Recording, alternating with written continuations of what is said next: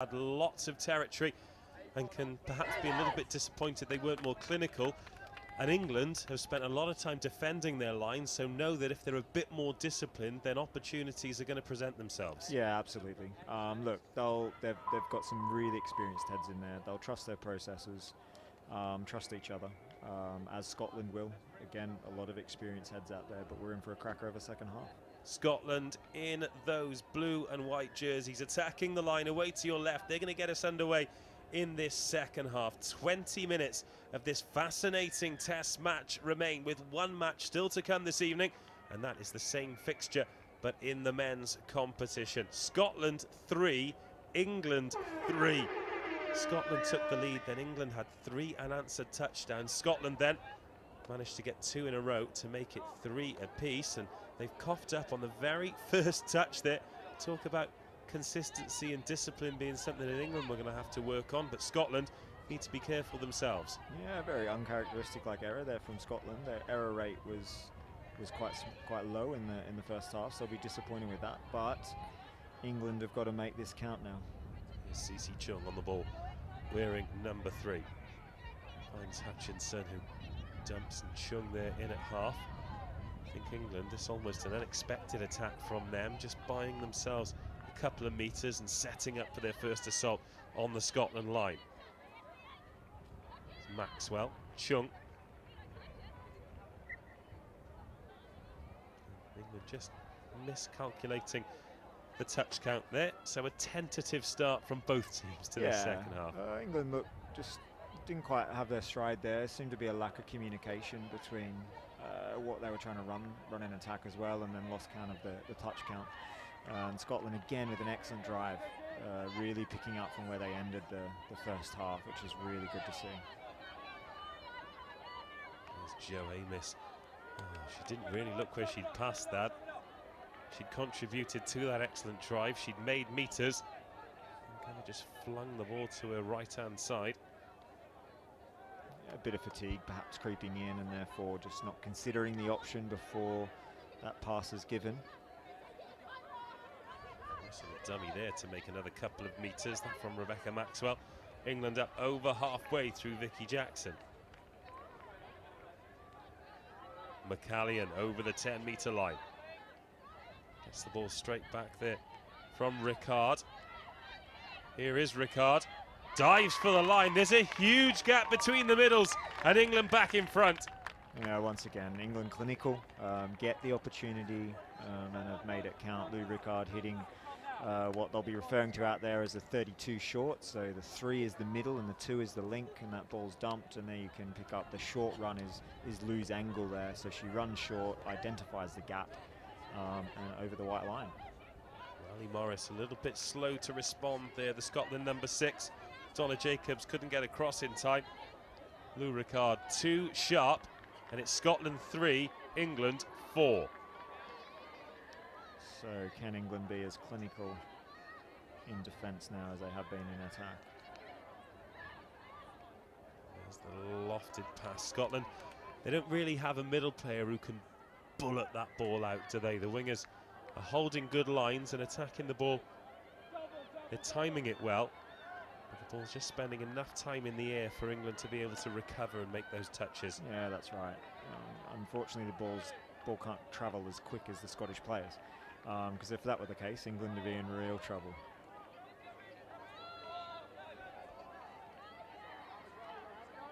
Well, England getting up over halfway with the relative ease there through Powley Williams, and there's Richardson to Powley Williams, and just when it could have opened up, Suzanne Wilson knocks the ball forward, asking quite a lot of her with that pass. 3.5 minutes of this second half gone, just that one score, the one that put England into the lead. There was Eads there, wearing number 11 with that visor. Yeah, Scotland just losing a little bit of momentum on the drive. I mean, they've got the yards, so shouldn't be too concerned about it. It's a good job they made that pass then. There was Sarah Ebbert on that occasion. Sometimes they just go a little bit too sideways, but this is much better direction from Tene Francis, but the ball turned over. Lucy Richardson, a really good start to the driving pattern. Very experienced player, Lucy. check back in, get some extra yards. 3 touches and they're up over halfway. That's much better from England. Kylie Hutchinson makes the pass. Oh, the little dummy inside there from Maxwell. Dump there, just slowing things down ever so slightly. Hutchinson, this the last touch then. Here's Chong. And the touch coming in. Scotland defending that well. But another good drive, and look how far Scotland have to go. Yeah, the longer this game goes on, both teams, when that ball is killed in the 5-metre line, are going to be looking ahead and thinking, well, that scoreline feels a million miles away. But Scotland made a good start, 3rd touch here, to get themselves up. What's tended to happen, though, is they've got a good 2 or 3 touches, and then when the bench empties, they go backwards or sideways, and now they only get up to halfway. It's just inviting pressure, isn't it? So we said in the first half, one of England's downfalls was actually their midfield defence. So what they weren't doing was getting up and flooding when those players come on the field from the Scotland box. Actually, you know, the 3 to 4 driving patterns we've seen from Scotland so far, England have actually kept them down in their own half each time. So clearly that's been an instructive at half-time, and they've gone out and implemented for their coach. Here's McKillian. Rickard. Chalmers back to McKillian. More suggestion of a touch and pass, but excellent hands from England. This time they do make it stick. Julia Cole makes it 5-3. Cool heads and excellent hands from England women. Yeah, Captain McCallion there, identifying that player rushing up, and some really good hands from England, and Jolene Hughes throws that final pass. And what a great touchdown. Really nice to see that ball moving from one side to the other.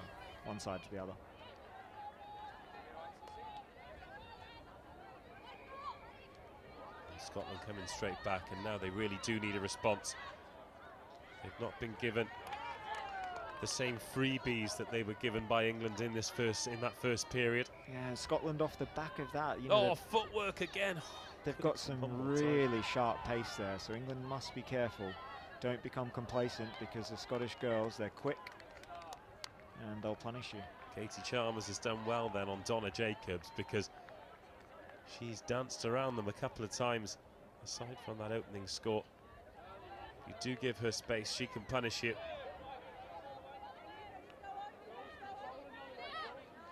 It's good management there by England as well. They've decided to go a little bit more direct in the middle of the park on their drive, even though they're running their subs. So that's benefited them greatly, giving them a really good attacking platform now on last touch option. Let's see what they've got. Well, here we go. Teresa Dean Lee. Oh, dance straight through the middle. Yelly Powley Williams. Oh, the touch was called, and England have got one more than they thought. But Powley Williams thought she was in there. There was a little shake of the head. Yeah, I think Yelly thought the referee had called the Scottish player offside. So even though the touch was initiated, Yelly runs through. But Scotland make that touch, so 6 touches and it's a turnover. This is not a good sign in the early stages of this driving pattern for Scotland. England are really getting on the front foot in pushing them back into their own half. Well, this is something I think the coaching staff in particular will be very pleased with. High press, and again Scotland, they get to the box and they just waste a touch going sideways. That's 4. So England there being pinged for offside. I think some of the English girls probably think that one's a bit of a harsh call, but the referee didn't deem them to be back onside with her before then progressing up to make the next touch. So Scotland, another set of 6. Let's see if they can actually make it count now.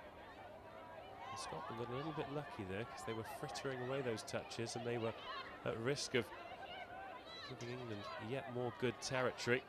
There's the pass inside, the dive for the line, but the touch called very early by the referee. It was Dean Lee for England. Yeah, again, good defence for England. They're holding tight when Scotland are attacking their line. Time ticking away, but still plenty in this. Scotland not really been able to get a foothold in this second half, though. It was 3-3 after 20 minutes. Both scores in this second period have gone the host's way in the first of 3 test matches between England and Scotland 35s. And England just being given more time in the midfield than they were as Cece Chung fumbles with it. Scotland just dropping off, giving England those metres.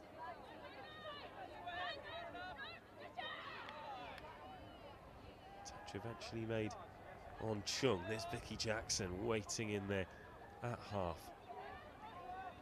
So England just need to manage that set a little bit better. Really good hands there. So essentially they've gone in and they've been touched without really giving themselves a fifth touch option. So they've killed that, what will be proceeding to their last touch, without setting something up there, which just invites a bit of pressure from Scotland. But England doing well again in their defensive midfield work now. 10 minutes remaining. Yet again we see Scotland emptying their bench and going sideways. It's been a real flaw, essentially losing a touch every phase, but here's a change of pace. Oh, the touch was made. I thought we were in for another barnstormer. It was Ali Morris this time. Yeah, Ali Morris picking up from half there, and we've talked about it a lot this game, that the speed in that Scottish Bruins 35s team is fantastic. Really fit and fast team, putting England under pressure again midfield.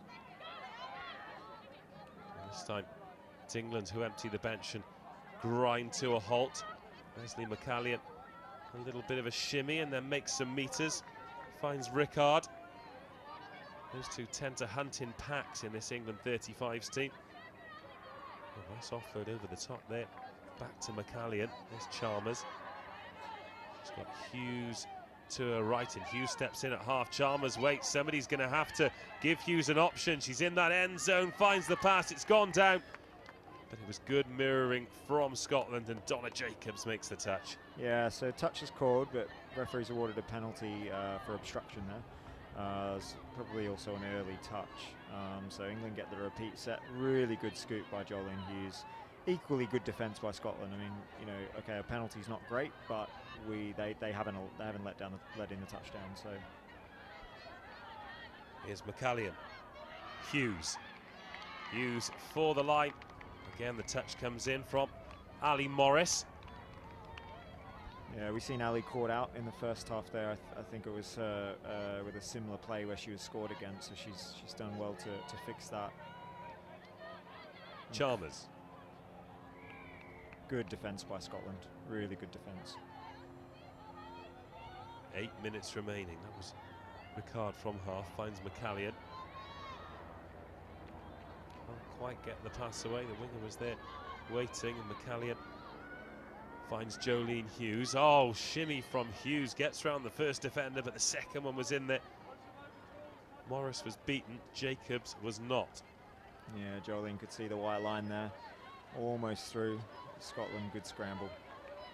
Jo Amos driving towards the box and pushing Katie Chalmers away. Needs to be careful with things like that, because you don't want to be conceding penalties, and the referees have a sharp eye for this. Scotland up over halfway. A little bit more direct this time from Scotland out of the sub box. Maybe they've been listening to you, Dave. A bit more of an effective drive. But again, they're coughing up the ball just beyond the England 10-metre line. And then after one touch, England are up as far as halfway. Yeah, the big difference between both teams at the moment, excluding what's just occurred, is the yards England are making off their first touch. So it's that second pass that's coming, which is allowing them that 10 to 20 yards extra initially, is the big difference between the yards being made by both teams at the moment. But Scotland here with a good opportunity. Here's Johnson, we're in number 8. Eads. Back to Johnson.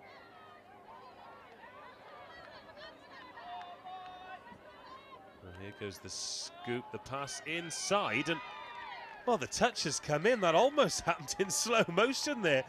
But Scotland are back to within 1. It's 4-5. Yeah, so I think England, let's have a look here, but England have gone up to make the touch on the ball carrier. And I think they're looking there for a touch pass, but that ball was definitely gone before the touch was made.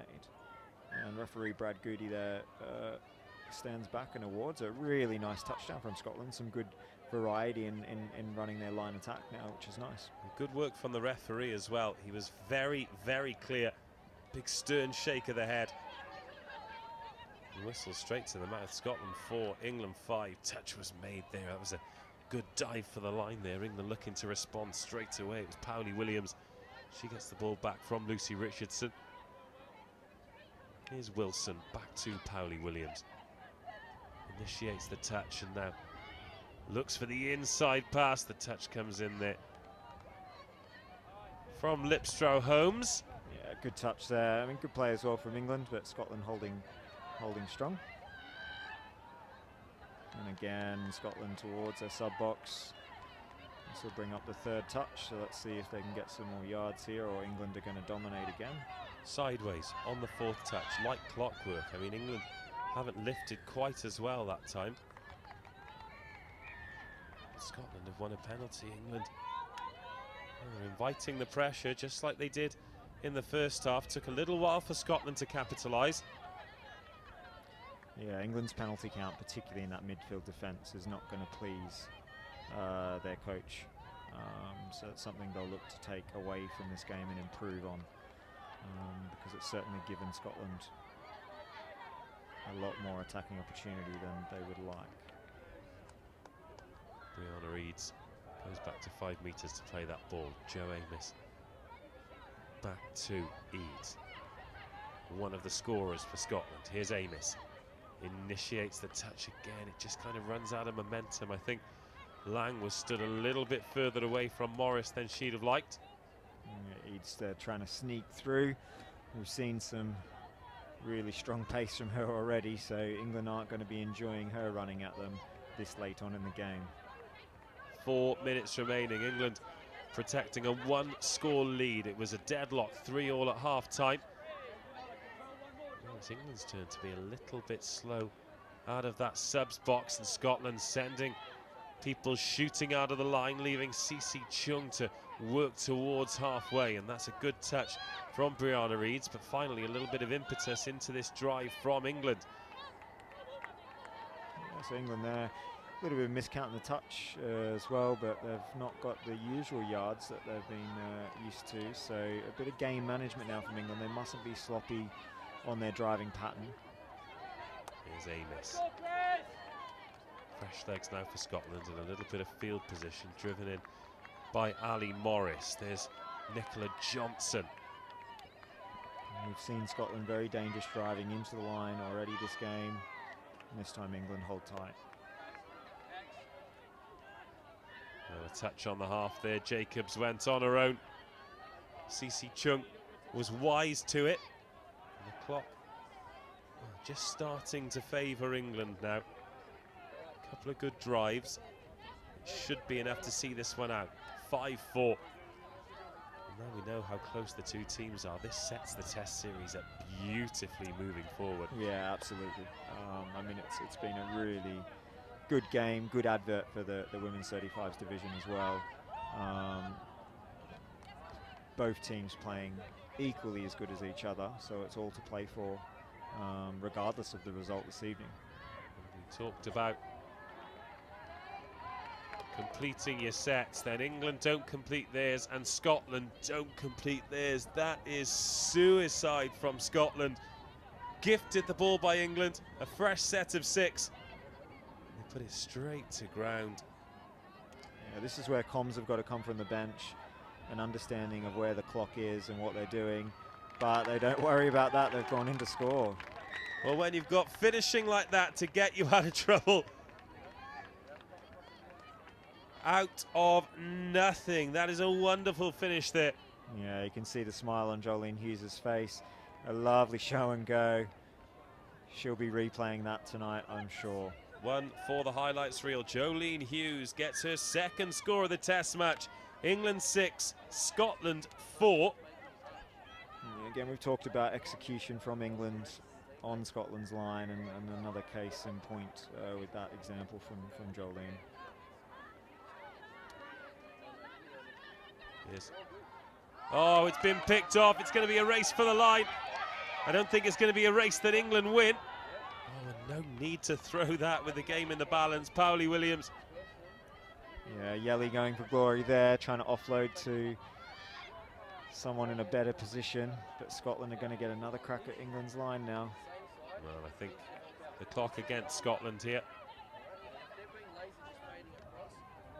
Just over 30 seconds remaining on ours. So, Ben, one match remaining today. However, I'd like your thoughts on this one. England 6, Scotland 4. Excellent test match. Yeah, it's been really good. Look, we're expecting a good quality match relative to the division, and we've got that. But most importantly, I think for the tournament and the kind of promotion of this division is that it's really nicely set up for the final 2 test matches. Well, tired Scottish legs are leading to sensational English touchdowns. Vicky Jackson on the siren adds her name to the score sheet and puts the final nail in the Scottish coffin. It's England 7, Scotland 4, and the scoreline in the end pretty comprehensive. Yeah, it is, and I think it flatters England in a way, not to be negative on them. I think Scotland have been in that game, and they won't look at the scoreline going into the next test match. They'll be looking at their performance, because both teams have performed exceptionally well. Well, I think those smiles tell you everything. Thank you very much, Ben Powell. We'll leave you to get on with your important jobs ahead of the final game. Great to have you on board, as always. Thanks, Dave.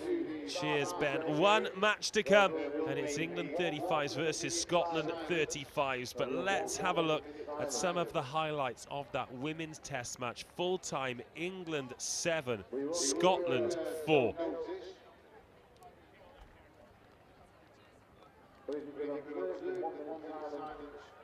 There's a great appreciated. That's our players, supporters, and officials.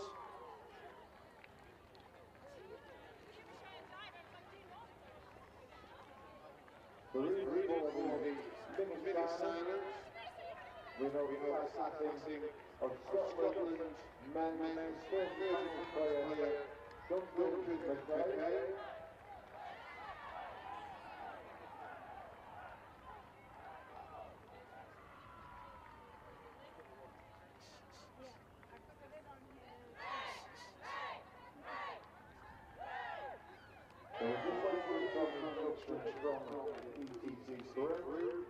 And we will be having a minute of silence. I will say quickly.